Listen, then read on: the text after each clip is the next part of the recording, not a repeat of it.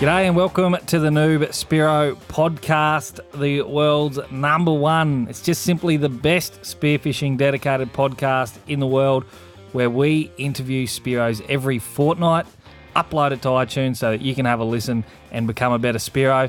Pretty exciting episode. First things first, Shrek's in the house. We're doing this old school, him and I both together. Shrek, how are you? Good, buddy. Good. We've got heaps of news too. Kickstarter's going off. Loving it. This interview with Warren Bird from Hex Aquatics is a friggin' cracker. And HECs have come and got on board and are now supporting the new Spearo podcast. So friggin' stoked. So, and this is a really cool chat with with Warren. It's awesome chatting about the latest and greatest in innovation in spearfishing because I like it. I like new tech. So it's a good chat. Yeah, absolutely. You loved that roller gun. You got around that straight away. Yeah, here we go. Shit going everywhere. No, anyways. It's very, very, very interesting episode, this one, because we get into the nitty-gritty of what makes the Hex Aquatic system work, what's inside it, all the good things, like what happens if you tear it, all that kind of stuff. Warren answers all those questions in detail. Pretty exciting technology. I'd love to get on board with it. So good stuff. Shrek, where are we at with the Kickstarter campaign? Big thanks to everyone for getting on board who's pledged. The response has been amazing. Shrek, we're 176% funded. So we've had 124 backers so far, but there's only about 10 days to go. So if you're going to do it, get on board. Everyone who's bought a soft cover or pledged for a soft cover copy or better will now get a free second book. We've talked about this book on the show before. It's a spearfishing log. Now, the benefits of keeping a spearfishing log are multitude. You've got, some days your spot just works, but what turns it on? And so, like, when you use a spearfishing log, you have one of these awesome days. You can write it in your log and replicate those same conditions next year. And it's a great way to study your local spots over a series of time. In the dive log, there's also a part for keeping track of your freedive performance. So, like, you can use it very much like scuba divers use a log. You can record your freedive performance, and it's great for keeping you accountable for your surface interval. But you can also see gradual improvement over time, or in my case, probably gradual decline. But decline. Yeah, it's a nice. It's a little bit of a mix between a scuba diver log and an old fisherman's journal. It's got all. Yeah. So if you're on, you get a copy free. So go on and check that out. Kickstarter.com. Noob Spearo. Search spearfishing actually on Kickstarter. You'll find it. Yeah, and I've been on Instagram putting my mug up on there, holding the book. And I just want to say thanks to everyone that has A, not taken the piss out of me, and B, gotten on board and shared all that around. There's been a few of you, but we'll get to all of you when the campaign's done and dusted and we're sending things out. The response has been absolutely overwhelming, and all the guys on the Noob Spearo community Facebook group, you guys have been absolutely excellent. Getting behind us. So, really, really chuffed and just heartwarming stuff. It is. And thanks for some of the big influencers that have got on and shared our story as well. There's Deeper Blue, Total Spearfishing. It's spearfishingtrips.com. Fish Nerds Podcast. Clay over there interviewed me a couple of weeks ago. I had a cracker chat with him. Check out that episode of Fish Nerds Podcast. Underwater Ally Productions, Jesse and Taka. Follow them on YouTube. Aquatic Rehab, Luke Potts, Spearing Mag in the US. Coatsman, Chris has been sharing us up. And thanks, buddy. Sam Blount from Frontline Freediving. Sorry, what did you going to say, Tibber? Yeah, I was just going to say Ryan Gattoni, everythingspearfishing.com. He's been sharing me around like you wouldn't believe. Been great. What a legend. Champion. Thank you, Ryan. What a gentleman.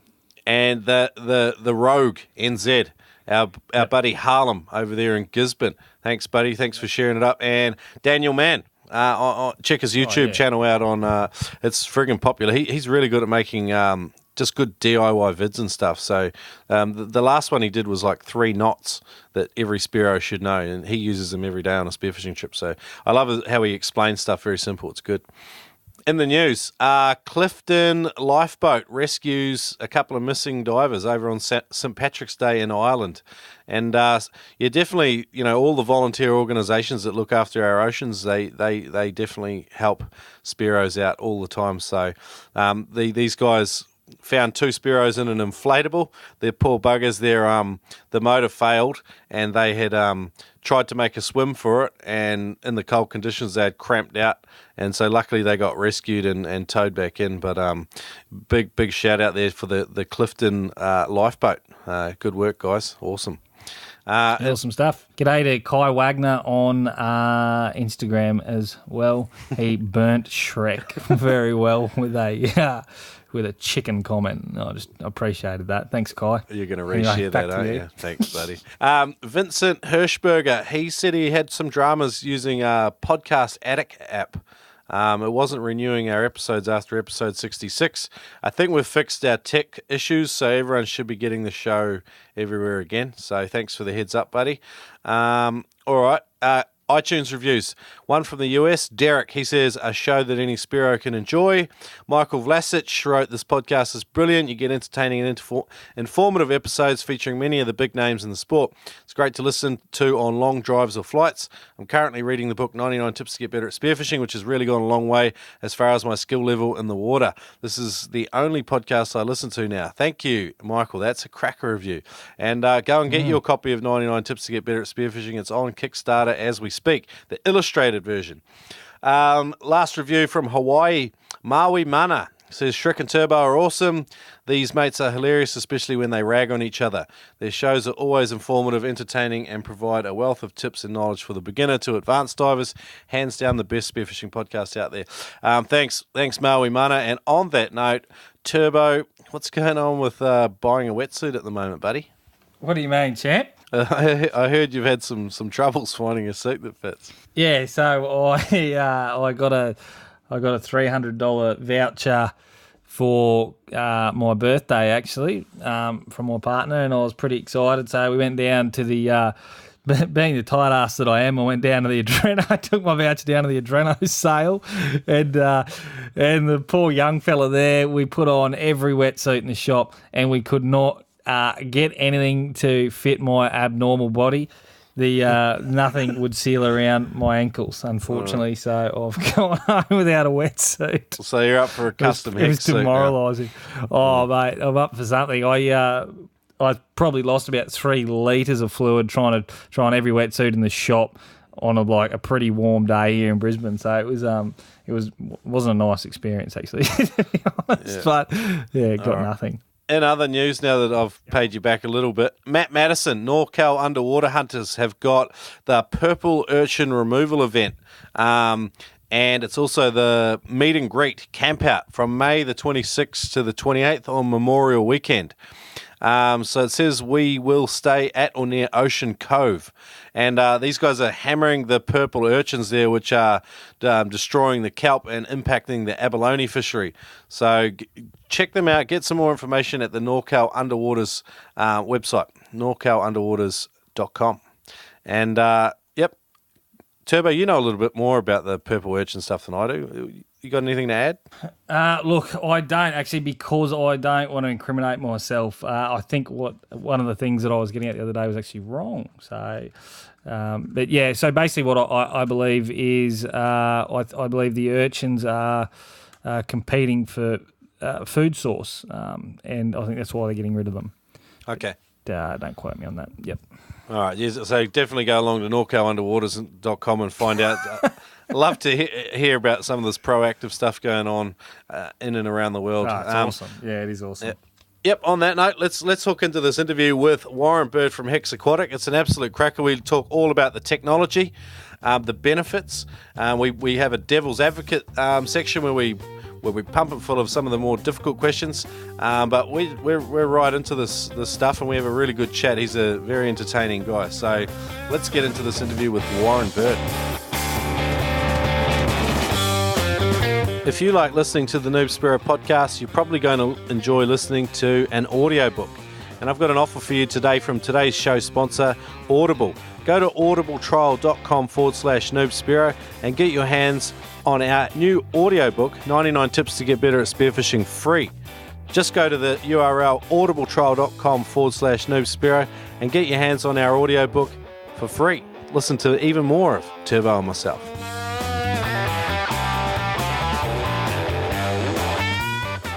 Guys, the Adreno Easter sale is kicking along nicely. There's a couple of weeks left to go, so get online and check them out at spearfishing.com.au or visit them in-store at Sydney, Brisbane and Melbourne.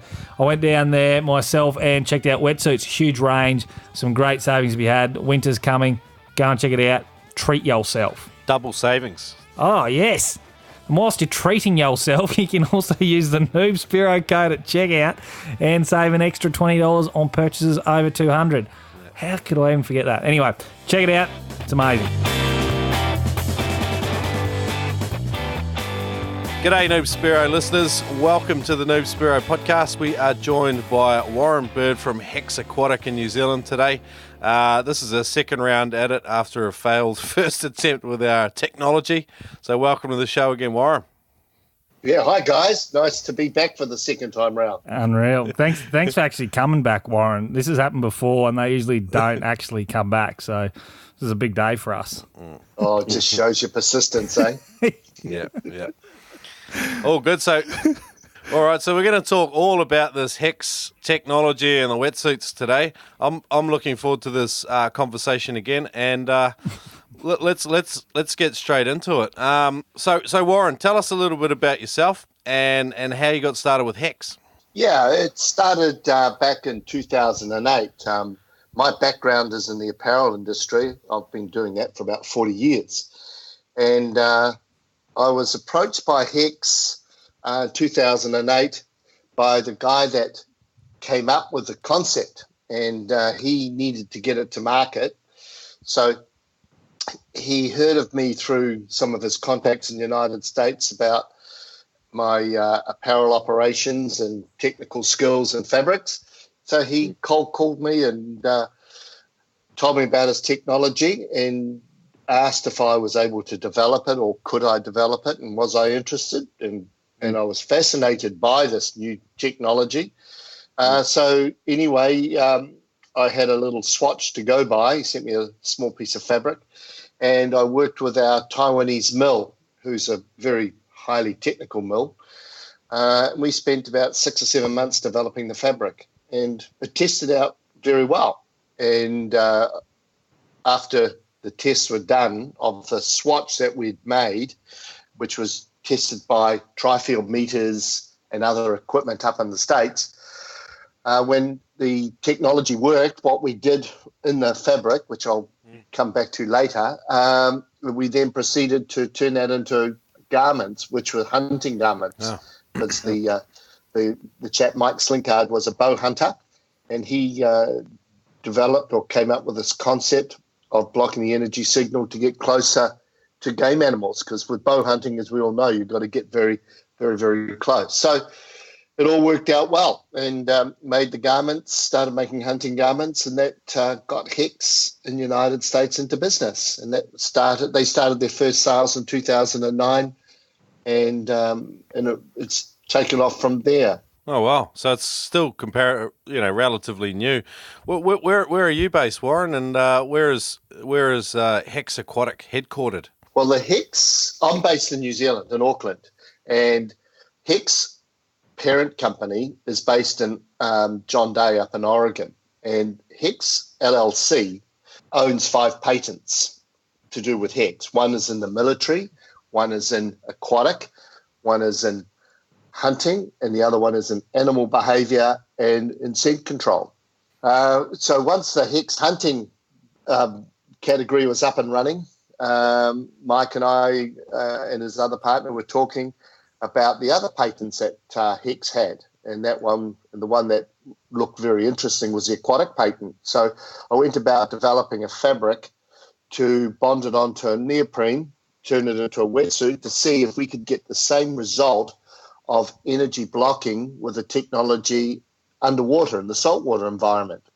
And our first thoughts were that if we could develop a wetsuit that blocked energy signal, this is ideal, because spearfishing is like bow hunting underwater, same concept. And if we could help Spearos get closer to marine life, then we had a whole new category. So I went about developing that, and that was back in about 2000 and would have been 10 or 11. I started developing that, and then made a wetsuit and started testing it with a couple of underwater cameramen, marine biologists, and they were doing testing to see if they could get closer using their cameras, and the marine biologist, which is Riley Elliot, doing a shark research, and they came back with positive results. So that was all of our testing that we were doing, and we tested the Hex wetsuits for about 2 years before we decided that we would then get into the market with our own wetsuit brand, which obviously would be called Hex Stealth Screen, and we launched our own wetsuit brand for Spearos back in 2015 at DEMA.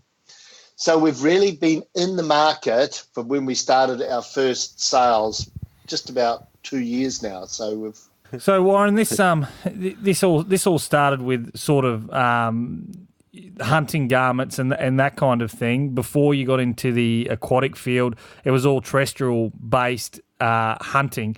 Now, what sort of proof did you sort of see in that terrestrial based hunting? Like, how did you test it, and what sort of evidence did you see that showed that this technology was working? Mike, who came up with the concept, he was the person that actually did the initial field testing. He made a suit, and he tested for about 15 months just quietly on his own, and he noticed that he was getting significantly closer to his prey. And he tested on a variety of animals, and it was making quite a big improvement.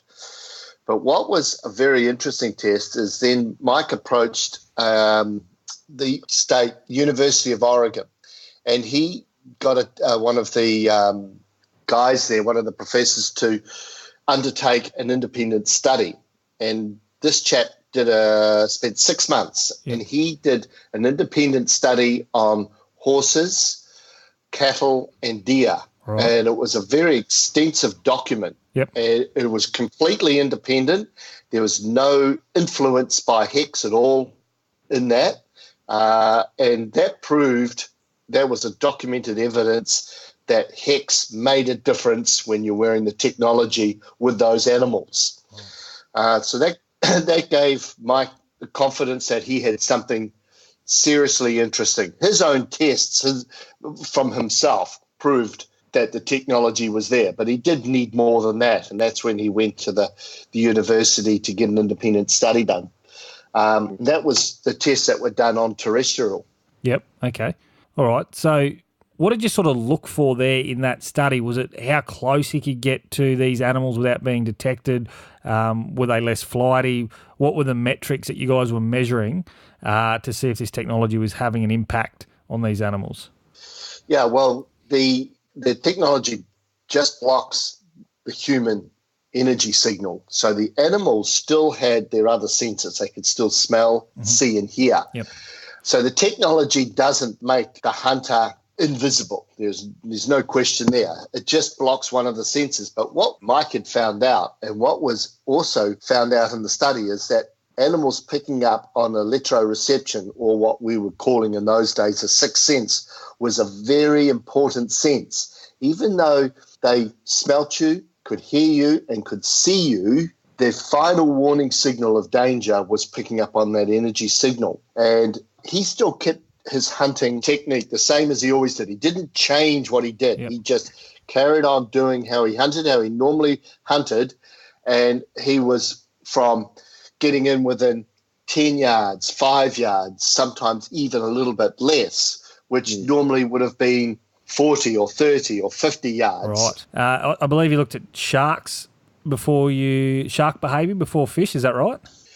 Yeah, well, I had it. The suit that we made with the technology in was given to Riley Elliot, who was a marine biologist studying for his PhD and a shark researcher. So his first tests were on sharks, and he noticed that there was a significant threat behavior reduction when he was wearing the suit than when he was not wearing the suit. The sharks were a lot more calmer around him. They were more inquisitive. They came in closer, but their whole body language was a lot more, as I said, calmer. Yep. Calmer and not so intense. And as we all know, that with sharks, food and electroreception give sharks a lot of give them anxiety. Yep. And when there's no food around, their anxiety levels are reduced. Yep. But then they still get anxiety on picking up on electroreception. So when both of those equations were taken out of the situation, the shark was noticeably more docile. All right, cool. Let's get into it. So the HECs technology utilizes a Faraday cage. Can you explain to the listeners just kind of a basic breakdown on how it exactly works? Right. Well, the Faraday cage is not anything new, and I need to point out that HECs hasn't invented anything. We've just taken a proven technology called a Faraday cage, which was discovered or invented in the late 1800s by Michael Faraday. And Michael Faraday, he discovered that if he stood inside a cage that was made of conductive material, the cage being a grid of anything conductive, he was protected by electricity. If electricity struck that cage would absorb the electricity over the surface of the cage and he'd be unharmed inside it. So that is how the Faraday cage and the Faraday cage principle or the Faraday cage technology is applied in a lot of everyday life equipment like microwave oven doors, that grid and those dots that you see in the glass door. That is a Faraday cage because, as we know, microwaves cook the food or boil the water purely on energy. So that energy's got to be contained inside the microwave. So the microwave has got a Faraday cage built around it to stop the energy coming out. Also, aeroplanes have a Faraday cage built into their wings and fuselage to avoid when the lightning strikes the plane, the passengers remain unharmed inside the plane because the Faraday cage, once again, soaks up the energy. So with our hunting garment and with our wetsuits, the diver or the hunter, when he's wearing the product, is inside a Faraday cage. So the energy that he's coming off his human body cannot come out, cannot get past that Faraday cage. That grid blocks that energy. So that's essentially what we've done, is we've put the Faraday cage and knitted it into the fabric and patented it. Okay, so you've got the diver. They're encapsulated in this Faraday cage. What's it made out of? Why isn't it brittle? Why is the wetsuit still flexible? How does that actually work? What does that fabric look like inside? The Faraday cage, it's a carbon yarn that's knitted into the polyester fabric. So it's not a layer and separate from the fabric. So you have we've got a carbon yarn on cones, and the carbon yarn is wrapped in polyester to give it strength, and it's got spandex spun into the yarn to give it stretch.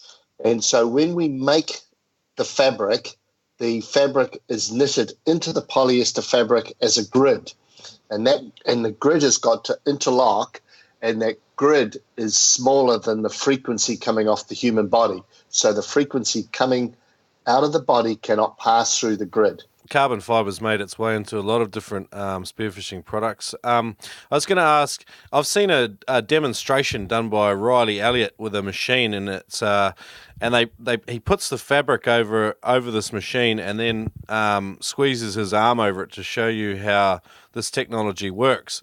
Can you explain a little bit about what that machine is and how that process kind of works? That machine is a metal box, and it's got what's called a tri-field meter inside the box. And a tri-field meter is a meter that's designed to measure frequency. in the atmosphere. So what we're doing here is we've got a tri-field meter inside a box with the opening at the top. And when you wave your arm over top of the box, that tri-field meter picks up the energy signal coming out of your muscle group of your arm, and it registers on the screen. When you put the hex fabric over top, you've created the Faraday cage, and you've closed the Faraday cage. And when you wave your arm over the top, that meter cannot pick up the energy from your arm, and so the signal flatlines. Yeah, it's a cool little experiment. It's very visual too, because you've got you had 4 different types of fabric there, and I found it interesting just watching the different things. What are the blends you are using in that video? I'll link it up in the show notes so people can have a look. Yeah, what we're demonstrating there is that we've got a normal polyester fabric that goes over the top, and we wave our arm over it, and it registers the signal. Then we put the hex fabric on its own over top, put our arm over top, and the signal flatlines.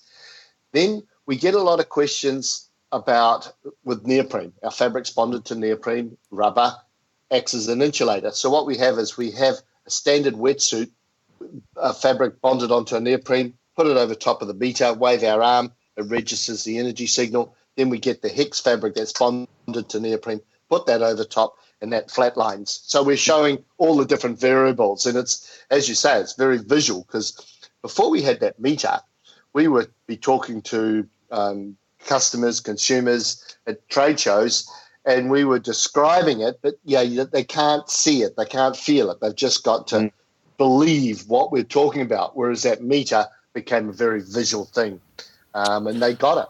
Yeah, okay. Yeah. So, I liked it. I understood it a lot more after watching that video. Sorry, Turbo. Yeah, well, and I know I asked this question to you last time, but I'm going to fire it away again.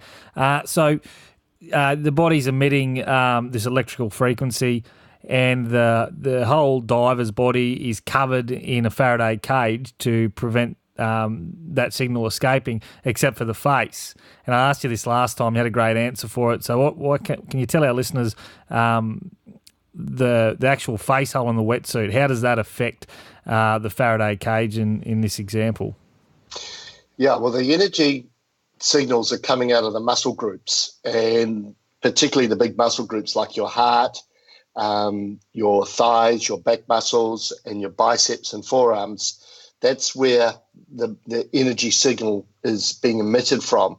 There's not a lot of energy signal coming out of your extremities like your feet and your hands and your face, because they're mostly bone mass.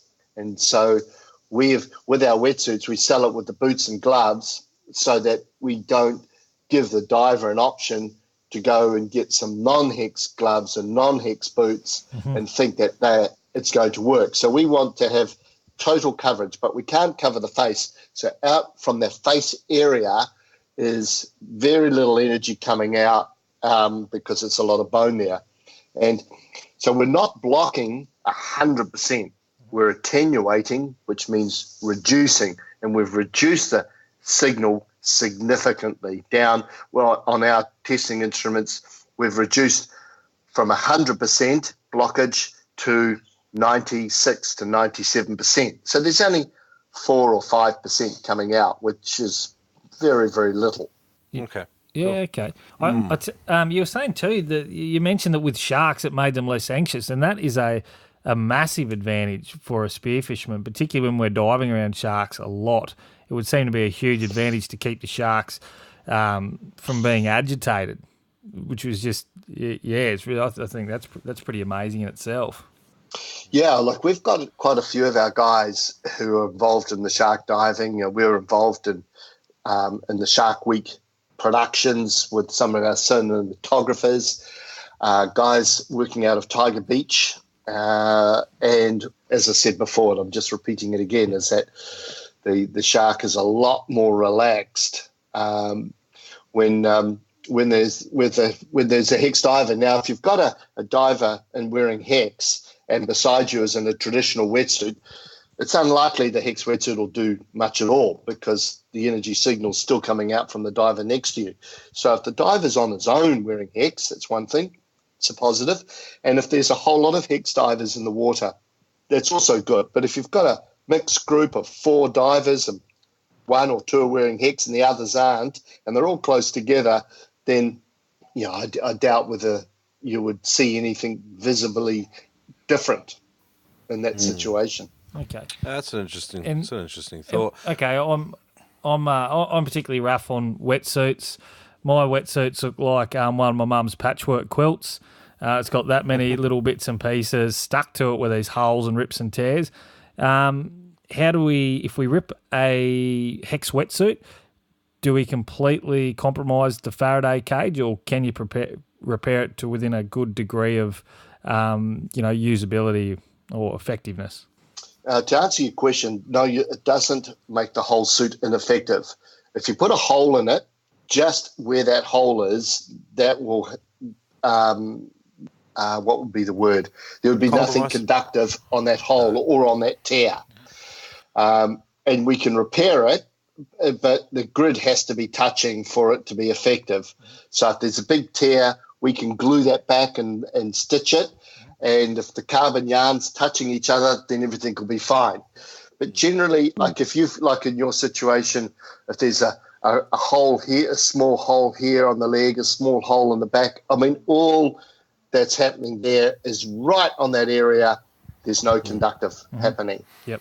All right. Let's talk about the suit itself. And we'll come back to the technology with some more listener questions a little bit later. Warmth. Let's discuss. So Hex has got several different types of suits. You can do a full custom job, or you can buy one, like off the shelf, I guess you'd say. A lot of people were interested in compression. Do they compress over time? What are the suits made of? Yeah, we're using Yamamoto neoprene, and the quality we use for the spearfishing suit, the freediving suit, is Yamamoto 39. Now, the 39 will compress. 38 has less compression, but it's a lot stiffer. Now, with the Hex fabric on the outside, we want to have as much flexibility as we can. So we're using 39, which there's a lot of other wetsuit brands use 39 as well. But the wetsuit will compress over time, and there's no question about that. Okay. For our scuba suit, we're using 45. Now, 45 is the highest rating, highest quality neoprene Yamamoto produce, and that's got the best compression rating, greater warmth, and greater stretch than all the other neoprene. So we're using that in our scuba suit, and that's a phenomenal suit. And with our custom suits, we can do whatever the customer likes. And we've been making some 7mm suits, and we've been using 45. The thing with the 45, you don't have to have any zippers because the suit's so flexible. Andy Casagrande, one of our top guys who does a lot of the filming for Shark Week, he has his scuba suit out of 45, and he's fine. That's the most comfortable suit. It's giving him the greatest warmth, stretch, and the technology all in one. And he lives in that suit. So there's that compromise between rigidity and then and flexibility and getting compression factors right as well. Okay. So that's an interesting one. But just with compression, just to be clear, that's common to all neoprene wetsuits except for this 45. But the 39s and 38s, they all do it? They do. 38 is less, less than 39. And because with the neoprene, if you want to make a neoprene more stretchy, when they manufacture the rubber, they put more air into the neoprene. So that gives it more stretch. But because there's air bubbles in there, that means it'll compress. Like if we were making a scuba suit, you would choose 38 because a scuba diver is down at a depth for a lot longer than a free diver. And he doesn't need to move a lot, so he doesn't need to stretch as much. So 38 would be good for that purpose. Yep. But we're using 45 because I want to have the absolute best in the market. And to my knowledge, there is no production wetsuit in the market made out of 45. So, what about the seams? What's your? I mean, I don't know a lot about wetsuits. How do you go about putting them together, I guess? Well, for the open cell suits, which is neoprene on the inside, so the rubber's against your skin, the suits are glued and blind stitched. That process is the panels are cut and then they're glued together. And then the stitching is done with a needle that actually goes horizontal instead of like a normal sewing machine where it goes up and down vertically. Yeah. And it goes horizontally through the neoprene and goes in one side and out the other. So the thread goes halfway into the neoprene. So the inside, there's no thread coming through and there's no stitching. It's glued. So that's called a glued and blind stitch, and that's waterproof. With our scuba suits, we line them and we glue and blind stitch those as well. But what we do is we glue and blind stitch on the outside and then we glue and blind stitch on the inside as well. If you do the normal overlock suits like you would buy in supermarket, like a cheap surf suit, for instance, they're just overlocked now. Those seams are not waterproof at all. That's just like a normal. It's sewn together like you'd make a garment, like you'd make a T-shirt or a pant. That's all that is. All right, cool. Is it time to top up your T-shirt drawer? Then head over to noobspearo.com and get your hands on our black shirt or our white shirt. Pretty simple. They're $35 Australian each. Use the code free shipping until Christmas time this year and top up your T-shirt drawer with something you actually like. And support the show as well while you're doing it. That's just noobspearo.com. Thank you. G'day guys, if you're new to spearfishing, I highly recommend listening to our episode Freediving for Spearfishing with Pete Ryder. Pete is an entrepreneur and an excellent freedive instructor, and he has come up with two great courses, the 10-metre freedive and the 5-minute freediver. I've used the 5-minute freediver to increase my bottom time, found it incredibly useful for my trip to the Coral Sea, and I cannot recommend it highly enough. His other course, the 10-metre freediver, is a great resource for those just starting out that literally want to get to 10 metres, and this course will help you learn proper breathing technique and some of the safety aspects associated with freediving. Use the code NoobSpearo to save 20% on all of Pete's courses. He's put together this deal just for listeners of the show. That's at howtofreedive.com. Use the code NoobSpearo. Okay, durability. Are they how tough are they? Does the Faraday cage the carbon fiber yarn it can make the suits a little bit stiffer? But does it make them stronger? Are they more long lasting? Yeah, they are, and we've found that with the carbon grid, the suits are stiff to put on initially, or stiffer, I should say, but they do break in after 4 or 5 times of taking them on and off. They break in a lot, but with the carbon grid and there being a carbon, the suits are a lot more durable. And that's a nice added feature to suits because, as you all know, they all get a hard time. All right, warmth. I remember last time we chatted, you told us a little interesting fact about the warmth factor. Yeah, with the blocking of our energy signal, energy is heat. So we've blocked and contained the energy inside the body, or not coming out of the suit. So blocking the energy, you're also blocking heat. And we found that when we first put our suits out there, we had a lot of comments from first-time divers remarking how warm the suits were, to the point where I was getting so many calls from wearers saying, how come your suit's so warm?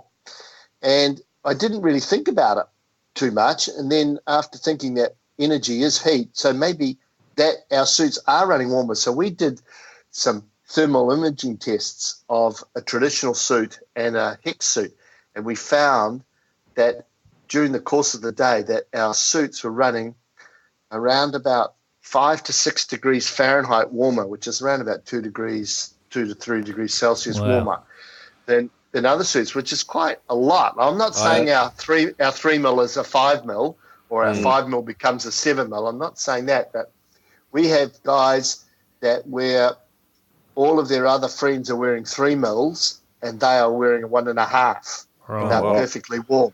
And the same thing here, you can wear 3 mils longer in New Zealand before you jump into a 5. We found I had one guy just the other day, and he was wearing his 3mm down to about 15 degrees Celsius. Now, that's starting to get quite cold, and he said he wasn't cold at all, whereas most people are in their fives at that temperature. Yeah. And in Queensland, the water drops under 20, and you're feeling it in a 3mm, that's for sure. I'm complaining. That's for sure. Hey, the skinnier blokes definitely do, that's for sure. Yeah, I do. Hey, Warren, the camo, you've got a pelagic style camo. What have you found with that camo? How did you guys come up with that camo? The blue one, well, we came out with the green camo, and then I got feedback that we needed to develop a blue water print, and so we didn't know really what to do there, because we did need another one. Anyway, Elliot came up with the concept, and I've got to give credit to Riley as much as I want to take the credit. I can't. Riley came up, he said, why don't we emulate a wahoo? So between Riley and our graphic designer came up with the wahoo suit, the stripes and the white belly and the darker stripes on the back. And then so we designed the print, and then we had to get it printed on fabric and then lay it up on the sheet of neoprene in the right way so it didn't look like a hodgepodge, blue stripes and white all mixed in.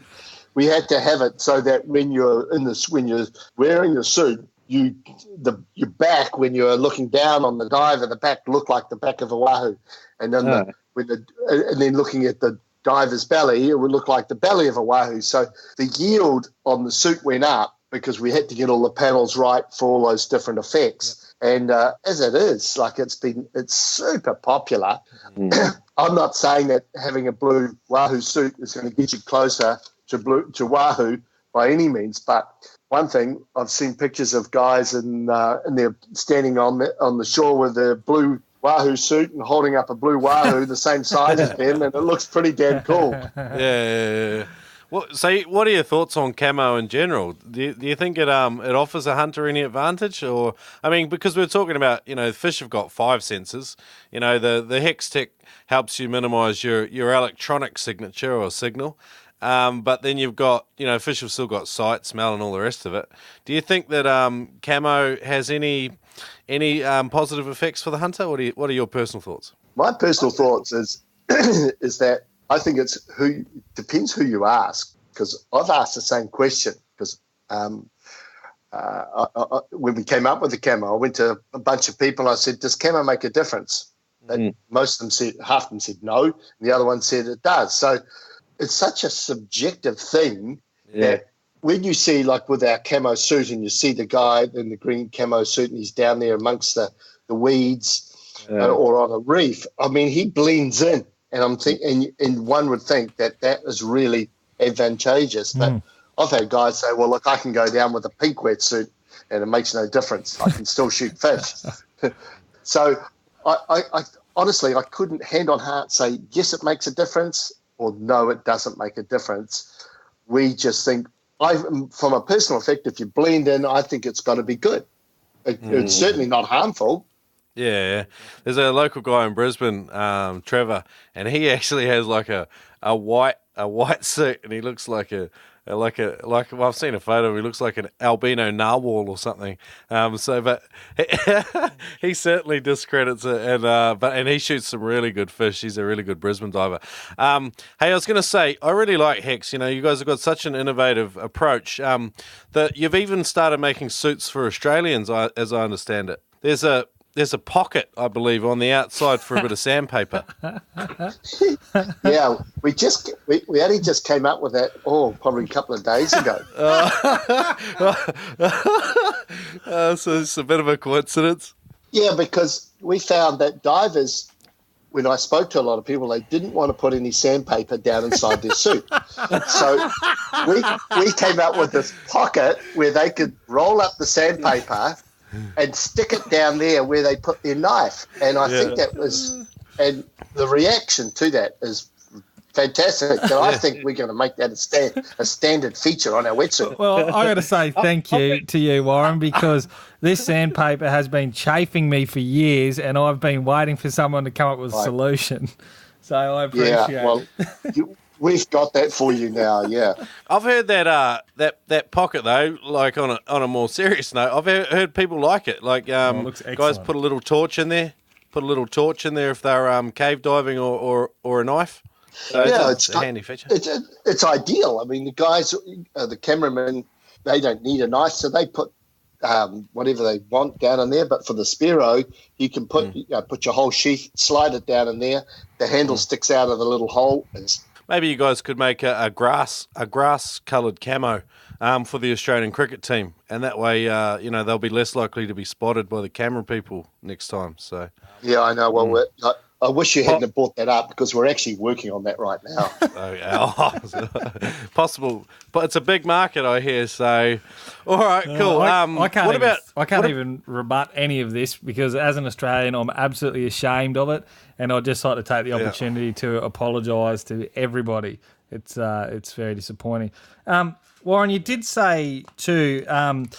Just a serious note, the hunter was getting closer to the prey, that he could get closer without scaring off certain prey.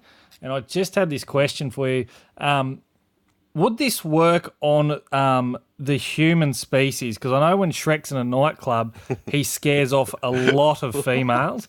And I just wondered if we got him into a Faraday suit that they say that ladies might be more approachable for him. Would that work for him in any way, shape or form? Well, when I look at Shrek and I can see him on the video, I think the suit will work fine, but his facial and body features, I don't think there's anything we could actually do to fix that problem.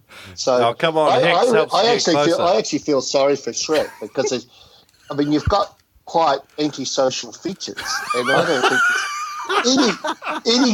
any equipment can fix that. I'm sorry to be so brutal there, Shrek. That's technology can only go so far, really. Yeah, exactly. I do all right. My mum says I'm good looking. That's the main thing. Oh well, that's okay. That's good for your confidence. All right, I wanted to talk about the chest loading pad and the padding in general. What do you got on the knees and the elbows?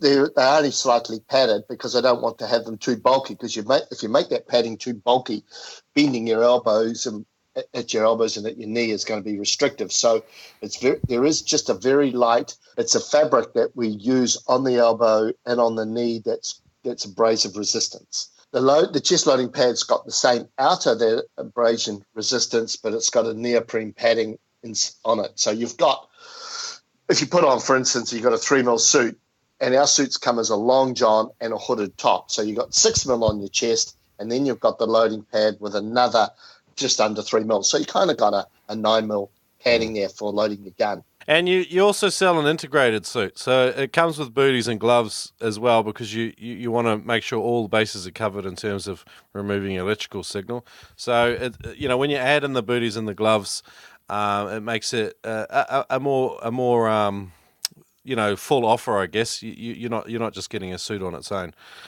So I think that's got some appeal. Look, I wanted to move on and discuss, the spearfishing sort of world reception to this technology because the Hex is the latest thing going at the moment in spearfishing, and I think historically Spearos haven't been super open or to innovation. So I wanted to have a little bit of a discussion about that. Like reel guns and roller heads, carbon fiber fins, all of these things have copped a flogging when they were initially sort of received. And I wanted to talk a little bit about, how well Hex has been adopted by the spearfishing community in general. Yeah, well, we're still at that innovative early adopter stage, but we're making our way up through the graph. When we get to the mass market stage, who knows? With our type of our wetsuit, I feel that we're like in the Aston Martin of wetsuits. So we're not a mass production, and we never will be a mass production in the near future. So we're still at that early adopter, the person that the tech enthusiast stage. But now with our scuba suit out there, and now with our suit featuring in Shark Week, it's featuring on a lot of productions around the world. People are seeing the suit more and more and seeing it used by cameramen. And I want to point out, because this is a very important point, is that we're not just another wetsuit. You know, wetsuits keep you warm and comfortable. Every single wetsuit in the market, that's all they're there for, keep you warm and comfortable. A Hex wetsuit is designed to get you closer to marine life. No other wetsuit in the world does that. However, it still keeps you warm and comfortable.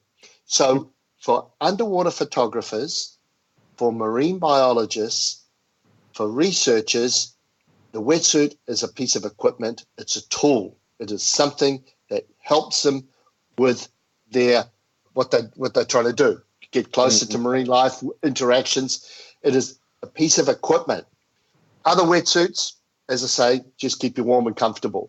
So it's when I'm talking to people in the trade shows, I point out that fact is don't look at Hex wetsuit and compare it to another brand wetsuit, because you can't, because there is no other Hex wetsuit in the market to compare it to. Yeah. You know, you came on our radar because so many of our former podcast guests are now wearing the Hex suit. There's David Ochoa, who's recently made the Agua Negra documentary. Is a great film. Chris Coates, we're always chatting with Chris about odds and ends, and he's always got something going on. Jacob Crossingham from Freedive Fiji, Travis Corker, Matt Madison, Sebastian Kramer, like so many of these guys that we really enjoyed having on the show are now wearing the suit. So you came on our radar pretty strong about 6 months ago. So it is good to chat, but I think like you say, it's still very early in the adoption by the spearfishing community at large. I was actually going to ask you, Warren, you said there's no other wetsuit that does what Hex does. Why have you not produced the neoprene, put it on rolls and sent it out to every other bidder on the market? What's the idea behind keeping that as a Hex branded system? Because the technology is quite unique. We don't want to look at it. We don't want to bastardize the brand or expose the brand to other manufacturers that just look at it as a new, interesting opportunity. The technology has to be carefully marketed, has to be carefully described, because people want to know when they hear about Hex, they look at it, they go, "Gosh, that's a very expensive wetsuit. Why should I pay that much for the wetsuit? And what does the Hex technology do that I can't do with my normal wetsuit?" Because I've got a lot of friends that spearfish and do all these things in normal wetsuits. So those two questions have to be very carefully analysed and answered for the person to make the purchase. And in my opinion, and our partner's opinion in Hex, we feel that there's nobody else better to tell that message than ourselves. So we don't want to give our brand to a third party and they act as a custodian to our brand and our message. We don't want that. We want to do it ourselves. We want the message to come across right, correct, truthfully, in a genuine way, not as in it, because a wrong word here, a wrong word there, and straight away it can be perceived as a gimmick.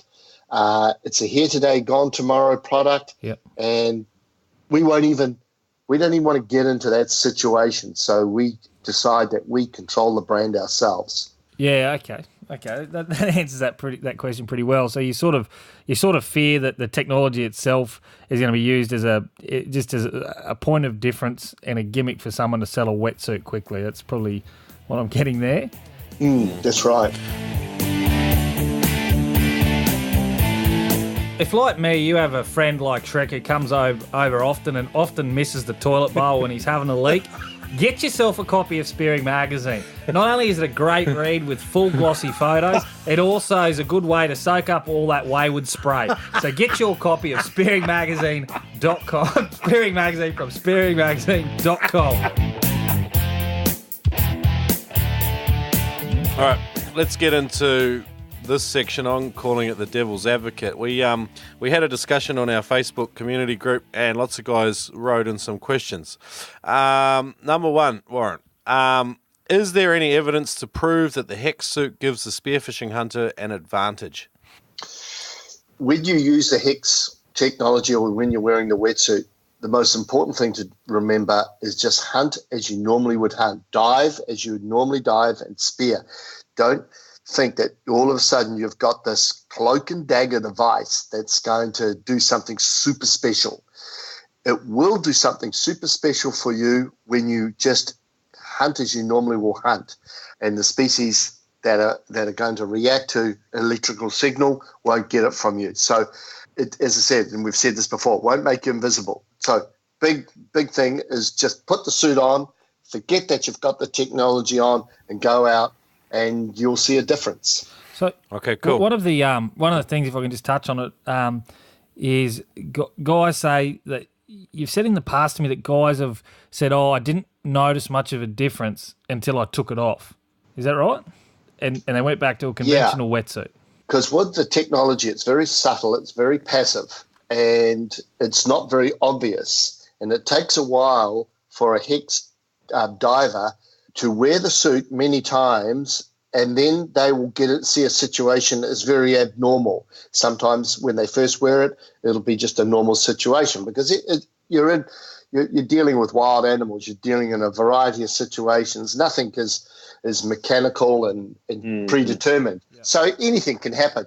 So the suit will grow on you, and we've found that when a person has been wearing a suit for quite a while, they've got used to their environment and the marine life around them. Then they've gone to a traditional suit and they notice a big difference. So what I'm trying to say is you don't notice a big difference when you put on the suit. You notice the biggest difference when you don't wear the suit after you've been wearing it. Yeah, that actually makes a lot of sense, yeah. I think that sort of comes with hunting skill too, you know, like as you get you sort of get better gradually. You don't know any sort of great change, but if you were to go back to the way you started, moving your head around, flapping around with your fins quickly, I'm sure if you went back to that overnight, I'm sure you'd notice a big difference as well. So, yeah, I sort of definitely get that. Sorry, Shrek, mate, you had another question? No, you made a good point. You know, like hunting techniques and you know how you move underwater. It's a very gradual improvement, and so sometimes I guess you could adopt something that you know does make a slight difference, and until you lose that factor again, you wouldn't notice it. So it makes sense. Gio Vitali, he asks, yeah, I'm curious how the massive electrical output from a shark shield supposedly doesn't affect fish, but a tiny output from a human body supposedly does. Electricity diffuses quickly in water, and fish only have a lateral line, not ampullae of Lorenzini. Have you got any response for this, Warren?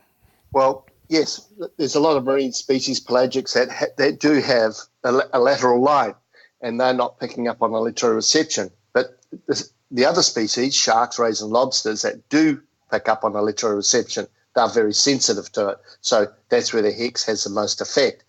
But like with Shark Shield, that puts out a signal to that avoids the shark getting into that inner circle. With the Hex technology, we're not putting out a signal to repel a shark. We're not putting out a signal at all. The Shark Shield pushes out a signal into a radius. Hex technology contains the electrical signal in the body. Okay. All right. Good answer. Okay. Well, one guy says, can't guys just become better hunters and not need Hex? We've kind of discussed this a little bit in a different way already, I think. But what are your thoughts on that? Yeah, it's just the same thing I covered before. Is that I don't think Hex makes you a better hunter. If your viewers, by the time they listen to this podcast, if they go onto our website, which is probably going to go on tonight, there is a very good video by Justin Lee. And okay. Justin Lee, we know he's one of the top Spearos in the world. And he talks about Hex in a video. And that'll answer a lot of questions for people. So that video, which is a 2-minute video, purely on Justin talking about Hex, will go on Facebook, a short version on Instagram, and then it'll be on our homepage as well. And that, well, on our website, it'll go out tonight or tomorrow, and then on Facebook in a couple of days. So he is talking about it, and he explains it very, very well, and it's probably better. I'll just leave it at that. Okay. Rather than me, the owner, explain it, I'll let somebody else do it for me. Okay, so guys can go to hexaquatic.com and check that out. I'll link that up in the show notes as well. So if guys type in Noob, Spearo, Hex, they'll be able to find us on Google, and I'll link up all of the things we're discussing today. All right, does the suit afford an unfair advantage to the hunter?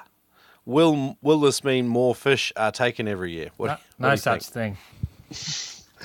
I don't know. The jury might be out on that. Like, if it gives you an advantage, so if that advantage is there for more people, then it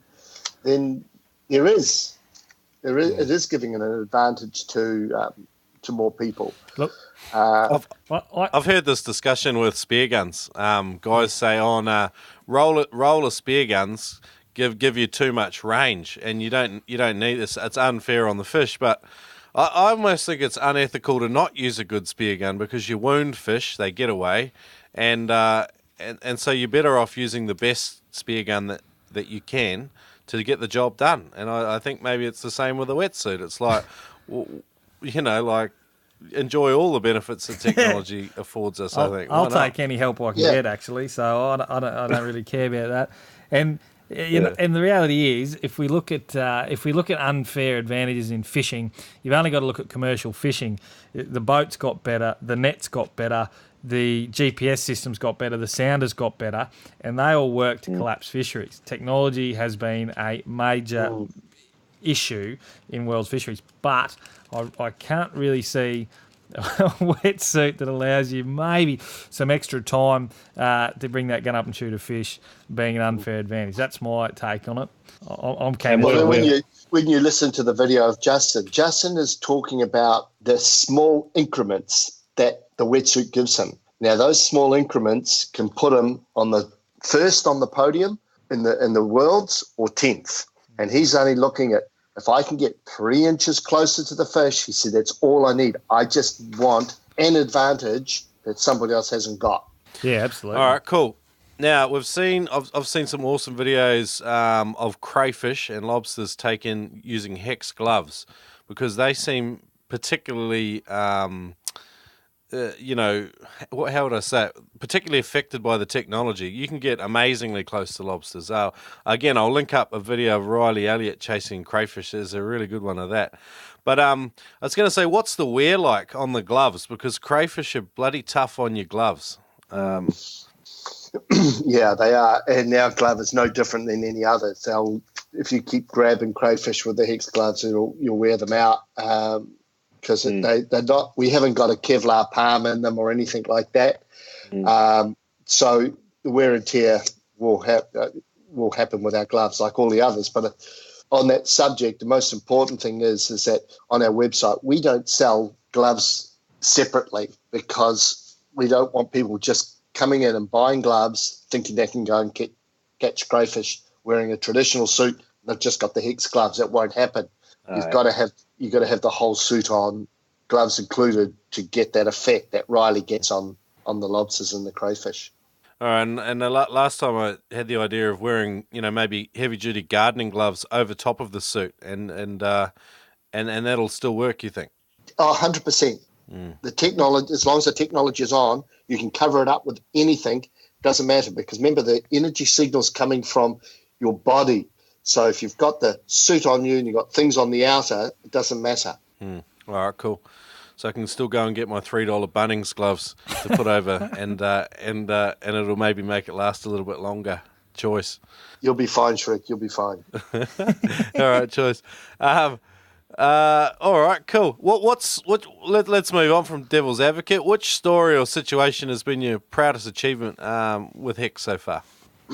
There's a few. The one that stands out is when Ryan Myers and Justin Lee got first and second in the US Nationals, and I was really proud of the guys. And we actually won the team event as well, which was Justin, Ryan, and Spencer Hasking. So we won the team event and got first and second. And that was, on a competition level, that was the greatest one in the 2 years, and we're still very new. That was fantastic when we won those last year. And that's probably the one that springs to mind. I've got heaps of other situations where we've dominated Shark Week and all of those, but they're a bit more commercial. But that one, I was really proud.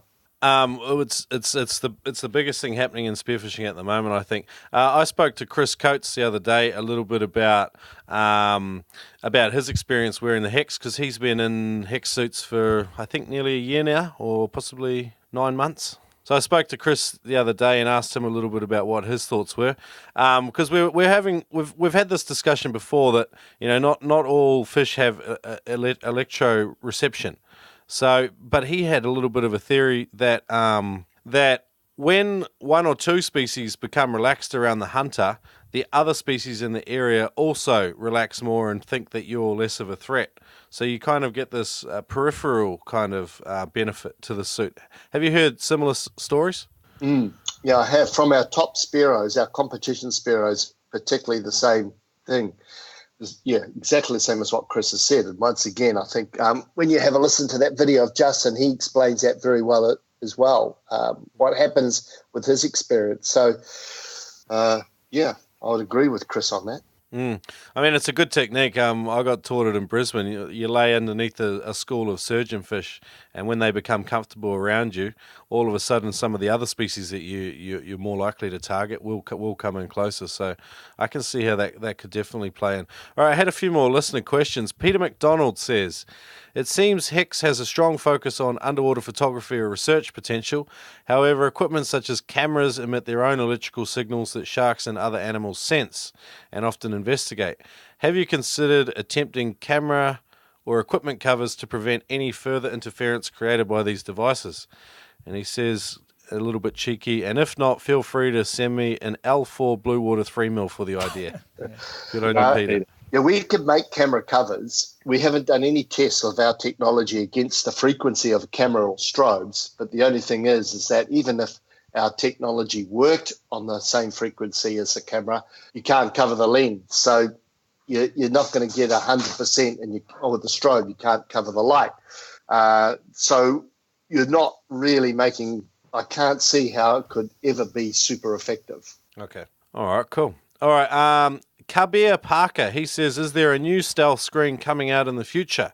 What's happening in the future for Hex? Well, we launched our scuba suit at DEMA last year, but we're doing a much bigger launch at 8X in Singapore, which starts next Friday on the 6th. And so that show is going to be very interesting because that's primarily a scuba show and underwater photography show. And that's where our scuba suit is designed for that market. So we've got that suit coming out at the moment, and we've got a few other things, which are a couple of other products that I'm looking at, but I'll just keep those to myself at this moment. But the main one is the scuba suit. All right, cool.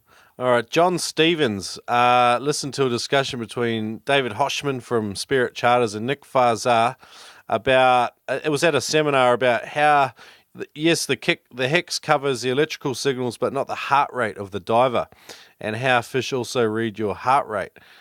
He was keen on hearing a bit more of a discussion about this. I mean, obviously, you know, a lower heart rate, a calmer hunter, combined with the technology would obviously be the best bet. But we've discussed this kind of in several ways already in this sort of interview. But I mean, what are kind of your thoughts in general about how guys can use the technology effectively, along with minimizing other kind of signaling behaviors for fish?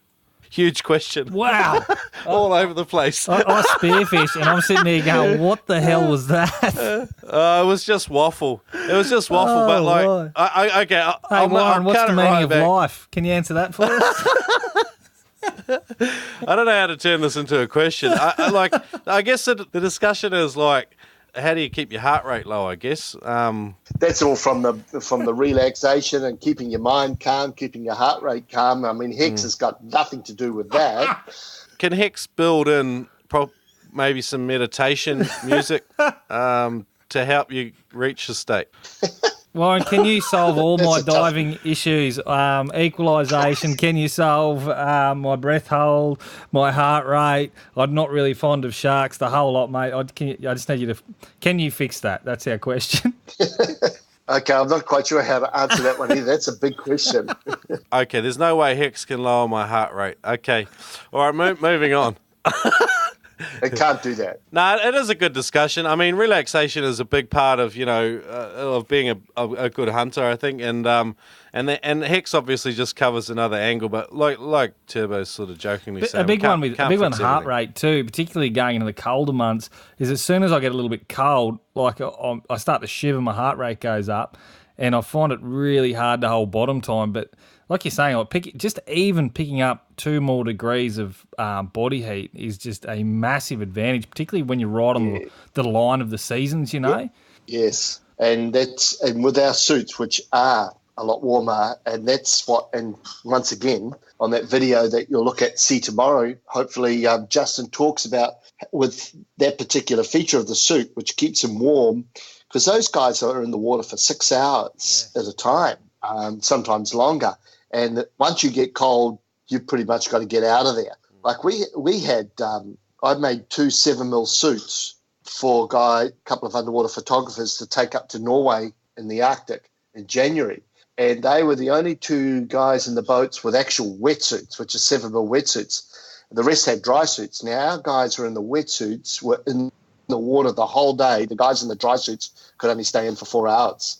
That was the difference. That's huge. Wow. It's huge. Those dry suits are awful too. You're so bulky with them on. All right, cool. So that would have been good for those guys.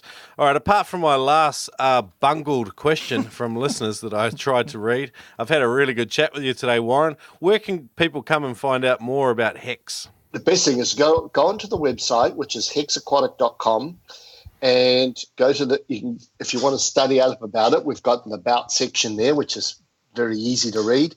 We've got a video section which shows lobsters videos, but on the home page, it's got a video on each one of the products, our dive skin, our free diving suit, and our scuba suit. They're really very interesting videos to watch on the product. And then on the testimonial section, which is about what the experts say, we've got a lot of guys there talking about their reaction when they're wearing a Hex suit. That's interesting. So I've said everything, but you just go to the website and it's all there. Or call me. Our phone number's there, and when they send an email to info@Hex Aquatic, it's coming straight to me. So cool. I deal with every email that comes in. Okay, cool. All right, I'll link up all this information in the show notes. Hex are also across all the social platforms. I follow you guys on Insta and Facebook, so I'll link all these things up in the show notes as well. Awesome chat today, Warren. Turbo, did you have any last questions for Warren? No, mate, I think that's it. I'm looking forward to getting into one of these things. I need all the help I can get, and I just hope that the wrists and ankles on these suits are really tight and small, because I've got unnaturally skinny ankles. Do you make suits for small children? Shut up. Have you got some running around, Shrek? Well, can we get it? I was just wondering if we could get a discount, because you're not going to need much material for Turbo, so maybe we can get a cheaper price. We can do a custom for you, Turbo. No worries. Yeah. Do you have any ibis in your country over there in New Zealand? Do you know what an ibis is? You know what an ibis is? It's also known as a dump chook. It's a long-legged bird with basically a couple of chicken legs underneath it, and it's pretty similar. So if you're going to make me a custom suit, mate, you probably could just catch one of those and put some neoprene on it, and probably fit me quite well. Anyway, that joke tanks because no one's got any idea what an ibis is.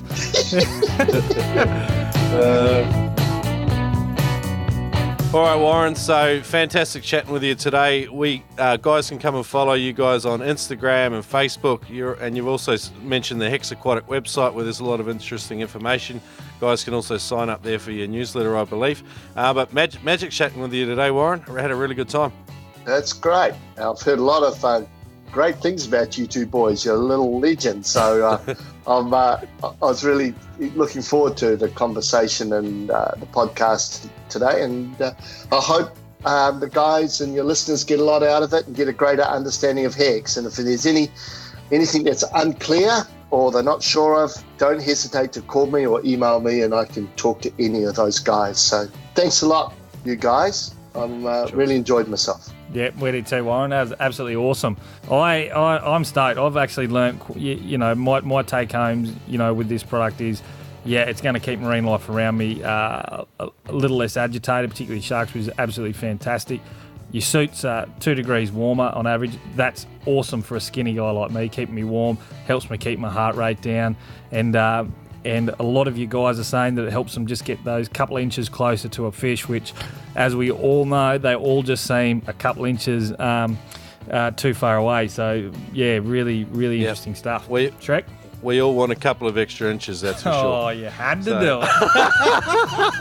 You had to do it. I couldn't help it. No, thanks, Warren. Good chat, mate. All right, guys. Cheers, mate.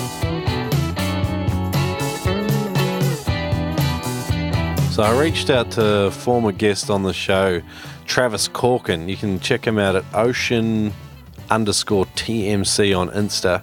Travis Corkin was a former guest on the show.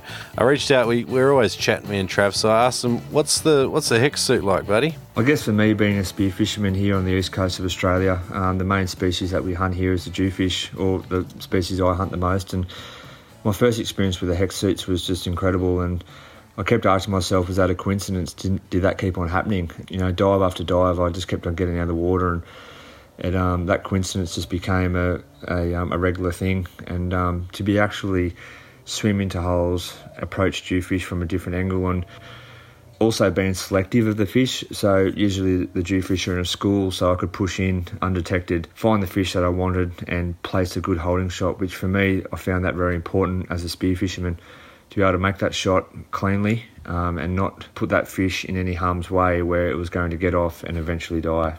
When I owned Neptonics, it was great to be a distributor in Australia here for Hex.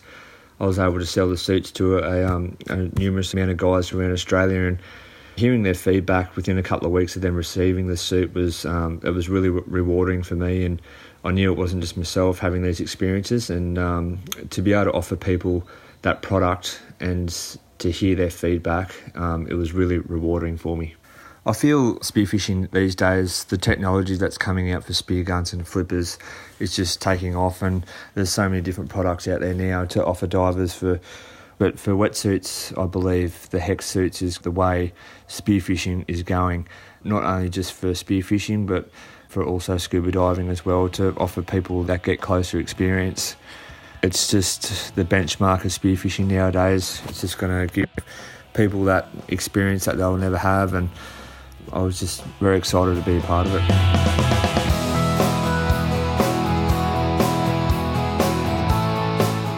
What an absolute cracker episode. Yeah, not our usual thing, but I love this. It's innovative technology.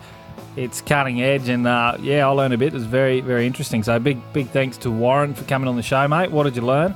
I thought, it was interesting. He said, you won't be disadvantaged at all by wearing this wetsuit. It can only actually give you advantages. And the temperature benefits from wearing these suits is I didn't know about that, so I thought that was really cool. And I knew about the Faraday cage and kind of the concept of the suit, but it was great to kind of get a little bit more information and learn a bit more about that.